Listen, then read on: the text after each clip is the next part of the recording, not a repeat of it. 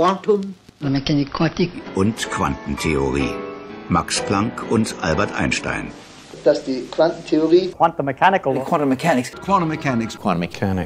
mechanics. So what is quantum mechanics? Quantum mechanics is essentially quantum. It's the quantization of quantum. The interesting thing about quantum theory is that the most accurate theory that has ever been written down. In the quantum world, quantum computers, quantum superposition, quantum regime, quantum technology, quantum teleportation, quantum communication satellite, quantum scale model, Quantum realm, quantum state, quantum weirdness, quantum physique, quantum physics, quantum physicist.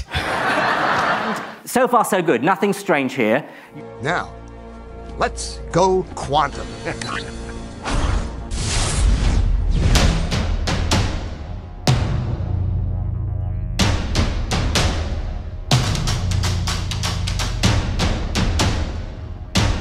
Is quantum computing and quantum breakthroughs, quantum innovation going to lead to something that's going to make us feel more safe, or is it going to make us feel more imperiled? I believe that life is kind of uniquely poised between the quantum and the classical world. I think physics is central to quantum answers. I don't think physics is central to quantum questions. What I'm taking away from the quantum theme is the kind of end of a one overarching way of looking at the world. As a result of these Bell experiments, we have to accept that nature is not classical. We have to accept that our way of thinking about things is actually to some extent wrong. The view of cubism is that quantum mechanics is an aid to our gambling about the world. It's an invitation to take a philosophical question into the lab. And how often do you get to take philosophy into the lab? From quantum, I have learned to think differently about how to think. Sometimes it feels like my reality is warped. It's like a quantum phenomenon of reality weirdness. Consciousness, and by extension, human subjectivity, is a macroscopic quantum mechanical phenomenon. We're basically walking wave functions. I'm not sure I'm persuaded yet that the Q effect actually exists until we actually tap quantum mechanics as in a technological sense. I left this idea of problem solving and finding out things. And this is the ultimate mystery to solve, you know, how the universe works. A time is coming where we're going to be making use of those distinct and different aspects of the quantum world and using those different aspects for revolutionary, disruptive things. The fact is, almost everything around us is powered by our mastery of the most basic phenomena in quantum mechanics. I think the best possible uses of quantum computing are going to be applications of quantum artificial intelligence. There are still at least 4 strong competing technologies to see which one will be the best technology for quantum computing. Quantum technology was something that the governments are very interested in at the moment, even if we don't understand fully the basics of the science itself. Every country that has the resources is probably trying to develop a quantum computer, because it would, if developed, it would actually in effect break many of the security protocols that we use on the internet. I'm absolutely convinced that by working with government and working with defence that we make them fully aware of the implications and have them on side as we develop the technology. I'm sure people will find a way to use quantum computers in warfare. There is no doubt about it. Anything useful is weaponizable. Quantum computer will not be able to answer how we should ethically use technologies. You know, the distance between we and God is a quantum computer.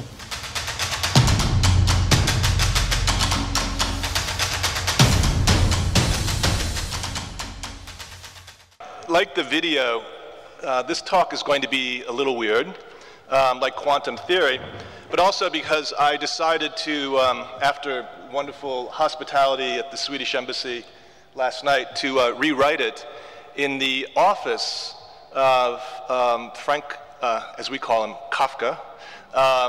It is now a wonderful hotel room in Old Prague, and he really inspired me. And I'm going to offer a first slide here. The second one there is coming up.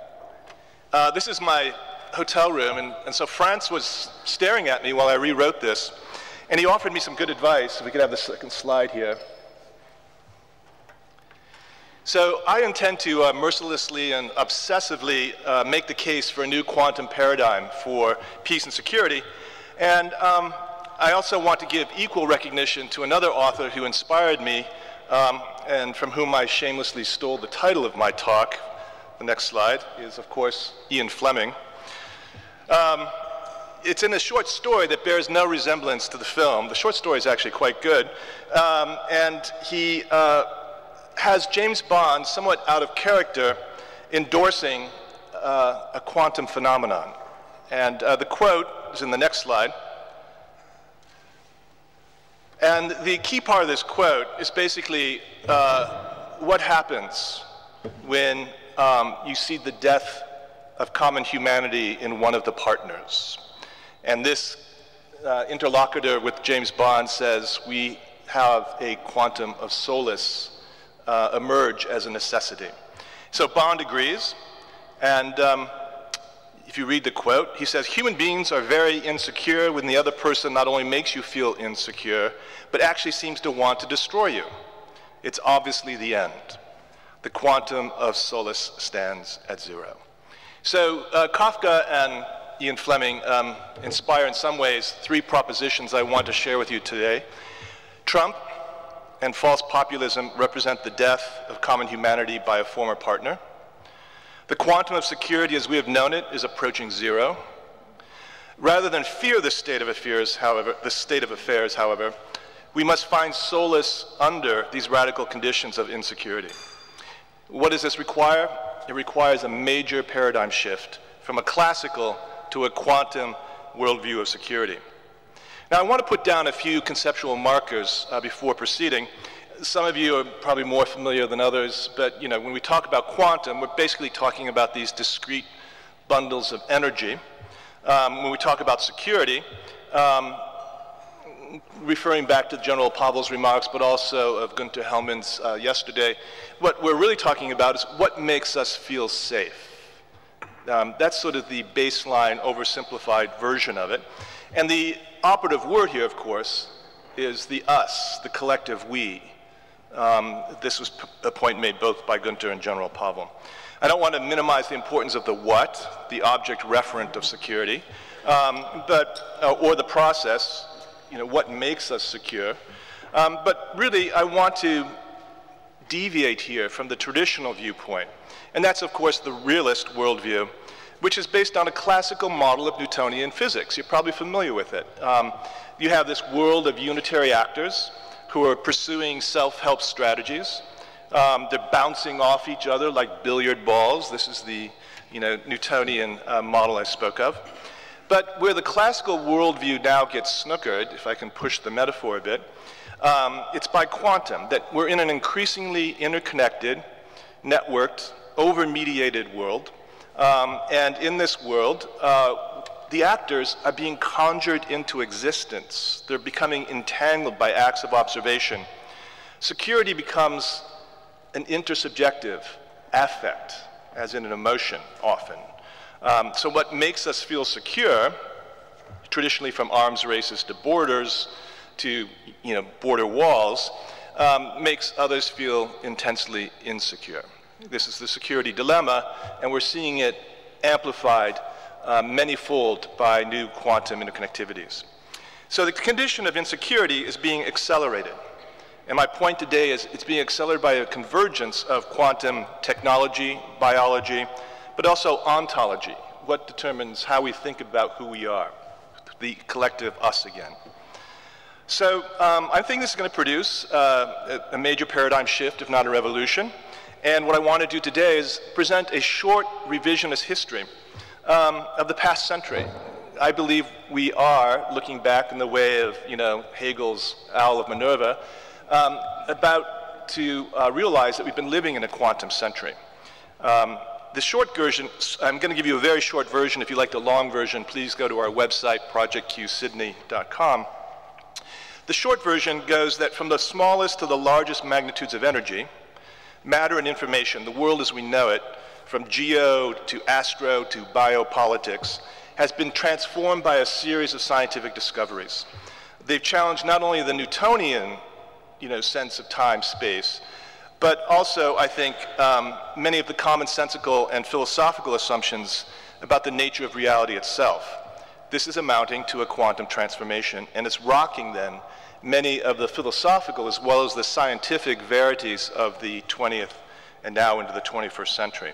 So it's time, if not past time, that we take a clear-eyed view of the dark as well as the light side of all things quantum and how it's going to impact peace and security. Now, where to start in this revisionist history is very important. Many people start in 1939 for a very good reason. This is when Niels Bohr, who you saw in the video, in some ways the father of quantum mechanics, and John Wheeler here in the United States, or there in the United States, basically formulated the first thesis and then an article in 1939 that nuclear fission could produce something destructive as well as peaceful. A source of energy, but also a source of massive destruction.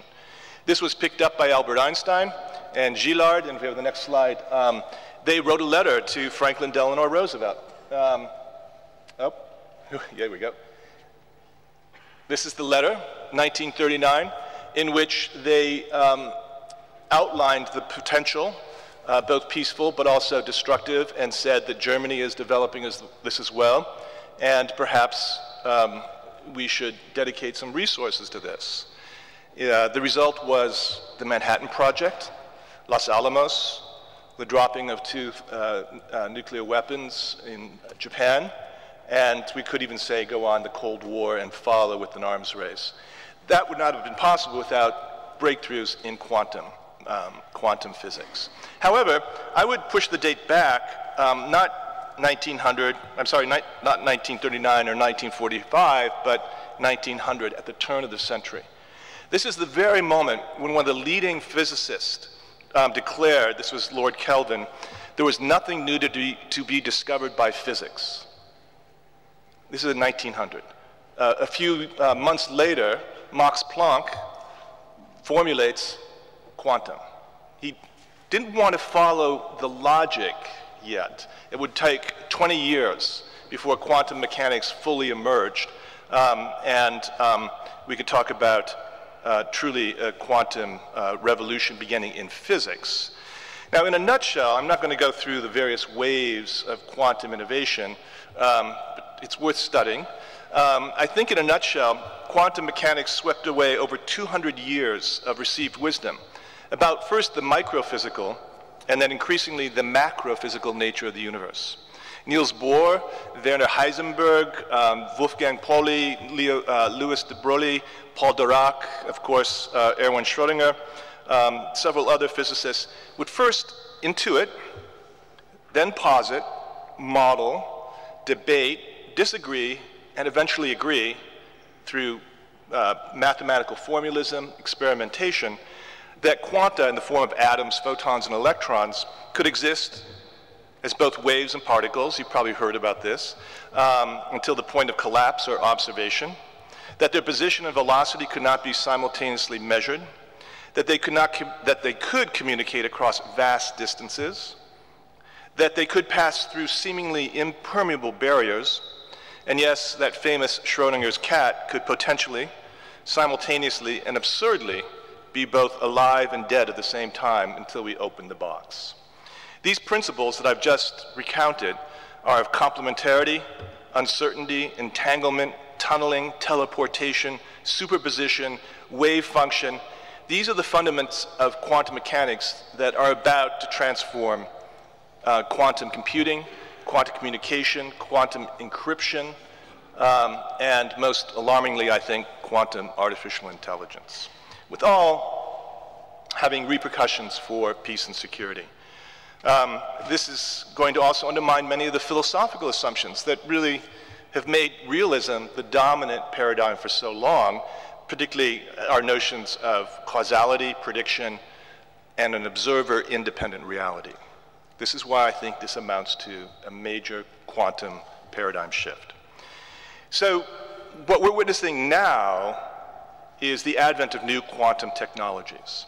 You probably read about this. The Economist has had a special issue on it. Just about every major newspaper is now starting to cover it. But we are seeing, with the imminent arrival, estimates now range from 6 months to a decade of quantum computing, and with it, the carry-on effects of quantum computing through communications and artificial intelligence. We're going to see a revolution in the nature, production, distribution of knowledge. Now, I'm not going to get into quantum computing or qubits, but the most important thing to know is superposition and entanglement that allows a quantum computer to exponentially increase the rate of calculations, so that with a 500 qubit computer, you could do more calculations than there are atoms in the universe. Okay, and this is going to be a game changer in areas like encryption, decryption, simulation and game theory, optimization of resource production, distribution, and I'm going to hit on this theme recurrently, artificial intelligence. Now in China, the same university that developed the first quantum communication satellite that was launched this past 2 springs ago and now has launched a second one, has set up a quantum artificial intelligence lab. So has Google, Microsoft, IBM, NASA, several other high-tech firms. In my own neighborhood of Sydney, Microsoft has set up another Station Q, and they claim that they're going to throw the switch for the first quantum computer in Sydney. Now, the most controversial and potentially, I think, revolutionary development is what Alex Wendt has called quantum consciousness. There's some very new and exciting developments in biology, also in photosynthesis, bird migration, the human brain itself, in which the mind, human or artificial, could prove to be quantum. Again, challenging the classical tenets of causality, rationality, intentionality. And when quantum artificial intelligence goes online, we are going to see a quantum convergence. I think it's no longer going to be a pipe dream. And I highly recommend Alex's book on this, Quantum Mind and Social Science. Now, quantum is still limited by scale as well as in scope, and in many parts of the world, it's thought to be a first world problem, not really a global opportunity. But it's now cutting across levels of analysis in the social sciences, in the natural sciences. It's accelerating through almost daily technological advances, and it's producing new global entanglements through interconnectivity.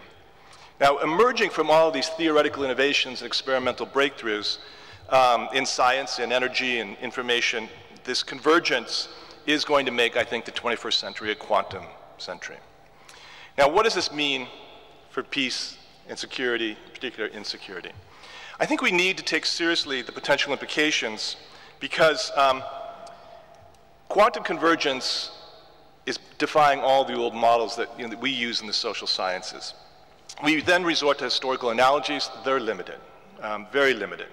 As well, there's no single actor that's leading the way in this development. Similar to how computers first started, personal computers, it probably won't be a hippie in a garage that makes the first quantum computer. We can talk about why this is going to be the case. Any quantum computer requires massive shielding against electromagnetic interference, super coolants. So it's going to have to be a very large corporation or government-backed. But this means we're not able to predict what are going to be the consequences in the way that we could draw parallels to past nuclear or other revolutions in information technology. Is it going to lead to clear authoritarian or democratic tendencies, militarist or peaceful applications? This is not easy or useful, and it's very difficult to make make any kind of comparisons to the past, to powerful new technologies. What we can do is right now point to powerful states. The US, of course, but China is also leading the way. There's European consortium. Computer giants, Google, I mentioned, IBM, Microsoft, leading universities in Sydney, elsewhere in Australia, Canada, China, Europe, Southeast Asia, the US, and they're all in a race to get there first. At the academic level, cooperation still persists, or at least they make the pretense it does, but top talent is being scooped up by the big corporations. This quantum race is heating up. The power gaps are going to widen between those who have it and those who don't. Now, this is not to say the most powerful will be the only or most, even the first beneficiaries of a quantum convergence. Based on evidence leaked by Edward Snowden, as well as from open access information, we know there's more than a few intelligence operations and agencies working on this, military organizations. they want to achieve really the holy grail of quantum supremacy, which sounds pretty exotic, but it simply means, creating a quantum system that exceeds the potential of any classical computer. Now, quantum supremacy means that somewhere in some office, perhaps even in the Czech Republic, deep down in a basement, perhaps, or maybe in a shielded room, you can be sure they're talking about a RQA, a revolution in quantum affairs. But I believe this is mistaken. Quantum, because of its very nature, is not going to be a linear revolution in the sequential stages of development. I think it's going to resemble something more like a permanent revolution. Permanent revolution, first coined by Leon Trotsky, as opposed to the evolutionary model of Marxism, where there's uneven development. And it suggests that rising rather than status quo classes or powers, having more to gain and less to lose, are more likely first to develop and, more importantly, adapt revolutionary new technologies to politics. The less developed powers are not as burdened by older infrastructures, sunken cost, or antiquated political systems. Now, under the right kind of leadership, this quantum revolution perhaps could lead to authoritarian technoscientific elites dominating the politics. Revist powers would be able to telescope and skip stages of development to bring about this permanent revolution. It suggests that emergent actors seeking asymmetrical advantages could well become the first quantum powers. Now, before anybody jumps on the Thucydidean trap and look immediately to China, I think and they did get the jump on the West, for instance, by launching the first quantum communication satellite. I think that quantum power, the first quantum power, might well not be a state. Judging by my own travels for the documentary film, it could emerge out of the major corporations, particularly Google, Microsoft, or others who are competing in this quantum race. Now, predicting the risk and benefits of a quantum convergence are difficult. Permanent revolutions are disruptive, unpredictable, full of contingencies. They can be creatively destructive, producing more advanced modes of production, distribution, sometimes even new forms of governance, but not necessarily more democratic. So I think we need to understand for the moment that open access quantum research is largely dedicated to peaceful purposes. They're trying to produce better simulations of climate change, medical diagnosis, financial markets, to increase the efficacy of pharmacological delivery, optimize the distribution and production of resources, and create unbreakable codes to protect the privacy of citizens, further the national security of states. But one thing we've learned, every new powerful technology produces its own peculiar accidents. Think about 3 Mile Island. We can go back further, the Titanic, cruiser, sea liner. We could look at also what happened to the Challenger spacecraft. A quantum accident would be unique, though, because of its interconnectivity. It would be very difficult to confine it. Cascading effects could make it very much an integral accident, to use the language of Paul Virilio. So we have to start looking at scientifically sound, politically responsible ways to deal with these new developments. With this audience, I thought the best way to do it, and it's where I'd like to spend the next few minutes, is looking at 4 scenarios. And these are 4 scenarios that the Project Q team, which is supported by the Carnegie Corporation of New York, have generated for peace and security. And they've been produced by a research team led by Alex Vipond and Jason Waters. And these scenarios reach out to the year roughly 2040, from now till 2040. And they're thinking tools. They explore alternative futures. They aren't attempts, particularly of a permanent revolution, to predict one definitive future. So let's start with the first scenario. I'm going to go through these rather quickly, and I'm glad to talk about them during the panel discussions. Scenario number 1. Governments and leading corporations around the world have invested billions in the quantum race. One corporation reaches this milestone more quickly than expected. and I think this is likely just my last research trip was to Google's Quantum Artificial Intelligence Lab and also Microsoft's Station Q. When I started this project 5 years ago, everybody was saying quantum supremacy maybe 15 years out. I had people going on record, on camera, saying 6 months from now, there'll be a 49-qubit computer that will achieve quantum supremacy. We'll see. Promises have been made before about artificial intelligence, but we're talking perhaps 6 months for this development. So one corporation reaches this quantum supremacy. It's heralded by the world. The corporation promotes this, as corporations do, as world-changing and beneficial. The breakneck pace of research means that competitors are only months behind. Several types of quantum computers with different computing models began appearing, each staking a claim to be the best. Governments that have invested began harnessing their powers. New algorithms are used to secretly break open the cryptographic safeguards of the internet. Governments began hoarding vast amounts of data, some to hunt secrets, others to hunt dissidents, and corporations, of course, to chase profit. Such activities draw attention of cybersecurity forums in countries without access to quantum computers. They are publicly exposed. More than a few politicians and CEOs are forced to stand down as the darker side of state and corporate competition meets the exploitation of loose data regulation environments. The trends of internet privacy, corporate transparency, and a free global internet face off against arguments of business competitiveness, national security, and the balkanization of the internet. Trust in governing institutions and global systems is challenged. As usual, nefarious programmers who align themselves with states that sponsor transnational crime and terrorism find ways to exploit vulnerabilities in cryptocurrencies and steal valuable data from businesses and countries who are underinvested or lack the resources to secure themselves in this transition from classical to the quantum world. These actions will add a new dimension to cybersecurity, with quantum rising from a small subdiscipline to probably the most important security field. But not is all lost. In this storm, these disruptive challenges to the framework of global security are met from proactive companies and institutions who adapt to the rapid pace of change. Founding organizations of the internet have spent a decade developing quantum-resistant cryptography, tested against artificial intelligence and human attackers, and they release it. Quantum-resistant cryptography is used to secure large parts of the internet and cyber infrastructure, with a surge of support from business and countries that view the net as a key facilitator of the quantum revolution and for stability and economic prosperity.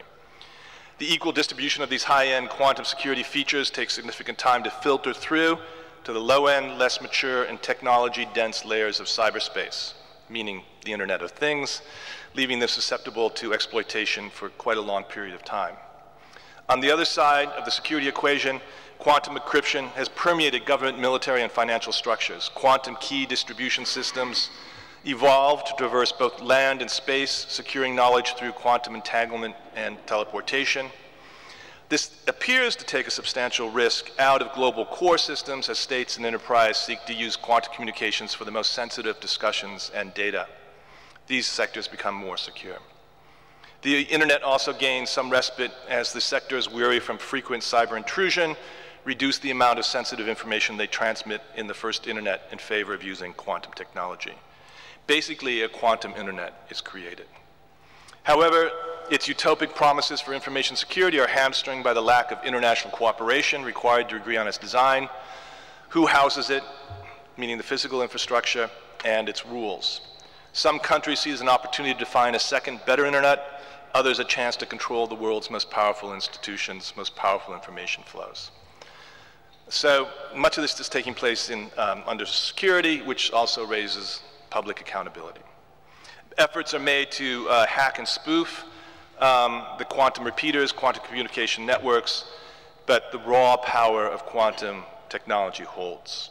This in turn forces security agencies and criminal worlds to focus intensely on the users at each end of the encryption and harness advances in AI, big data, robotics, and the Internet of Things to spy and track their targets to assess their intent or prepare value extraction.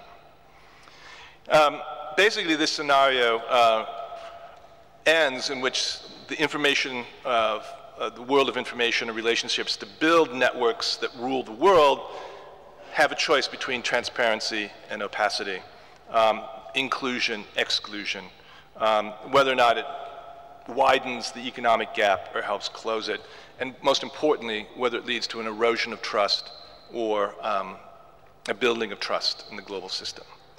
Scenario 2 is slightly shorter and more optimistic. Quantum sensors are dispersed around the world. They're used to run the world's time, guide its navigation, change the dynamics of warfare. Quantum logic clocks improve the world global positioning system, the precision of ubiquitous robots, and let scientists delve deeper into geophysics, dark matter. Quantum compasses help guide military vehicles through electromagnetically compromised or jammed environments. Quantum radar sensor technology matures, and stealth technology, which has been used to reduce and conceal the signatures of everything from submarines to jet fighters since World War II, now faces unprecedented challenges. Superconducting quantum interference devices and quantum radars remove the fog of war in sea, air, and land domains. This has significant strategic impacts. Technology acts as a form of passive deterrence against large-scale invasion or intervention by conventional forces, somewhat resembling nuclear deterrence here.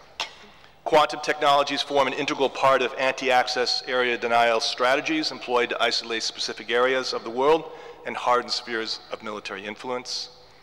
If attacking forces can be pinpointed in combat by these technologies, they then have to confront a barrage of very high lethality precision weapons that increase the human and economic cost of battle. This shifts the focus of war planners to extend doctrines of hybrid operations and war by other means in order to fulfill strategic objectives. It also gives greater value to the pursuit of diplomatic solutions. That's the upside. However, when issues cannot be resolved, such as conflicts over limited resources, in order to penetrate a defensive zone, armies seek to overmatch through the massive application and concentration of force. These trends converge and drive the use of unmanned vehicles as a low-cost option to offset the increased risk of humans. Very important, exposure of nuclear submarines, stealth bombers by quantum radar destabilizes two arms of the nuclear triad.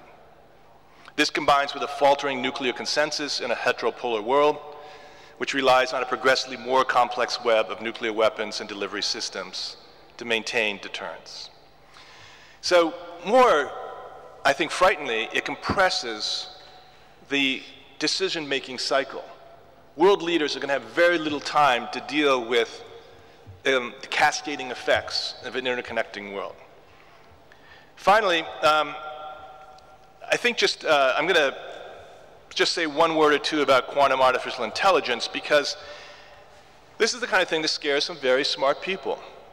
Elon Musk, Stephen Hawking, even Bill Gates have all signed the UN, the letter to the UN about why we need governance on this. Quantum artificial intelligence, because of the convergence of the wet stuff of the brain and the quantum artificial intelligence of computers, means that we are perhaps creating sentient robotic creatures. And the question is, will they consider themselves superior to us, but also on the other side, should they have human rights? This is going to be an important issue for certainly in the lifetime of many of the people in this room. Finally, scenario number 3,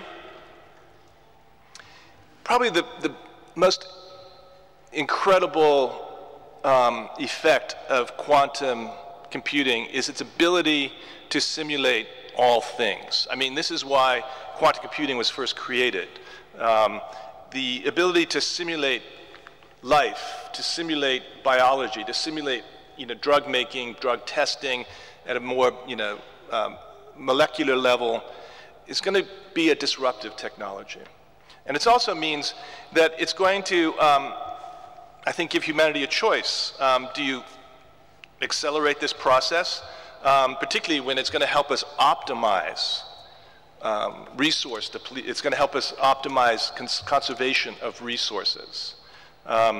It's going to be certainly Janus-faced. There's going to be two sides on all of these issues, and it's going to require political choices, and they can't be made, I think, rationally without but a deeper knowledge of what these quantum effects are going to be and how it can generate instability.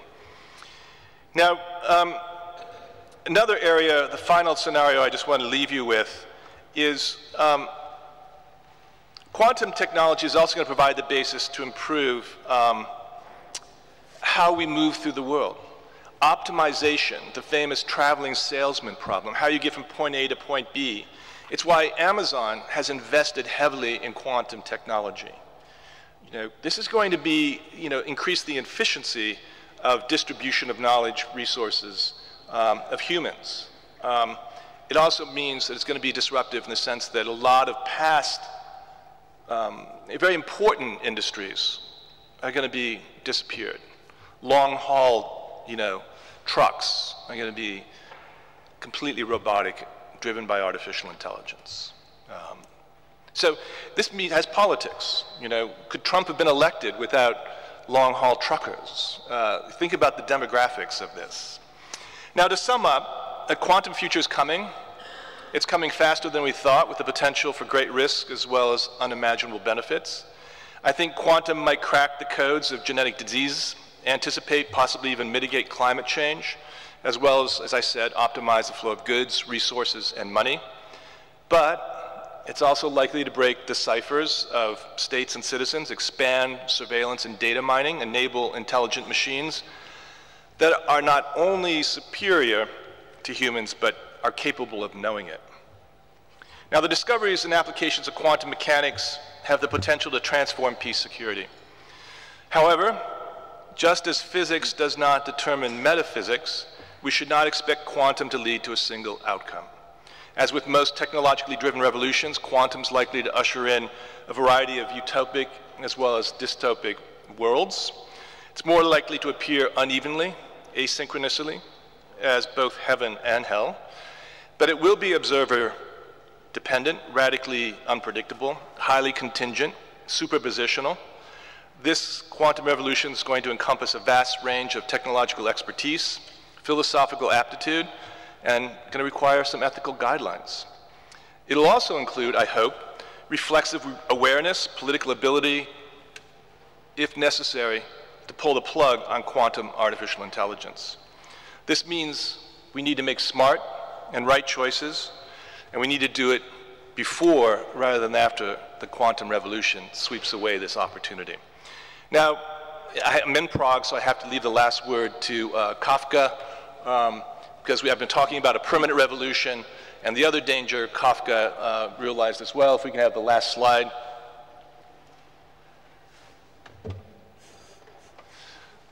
That's my final word from Franz Kafka. Thank you very much.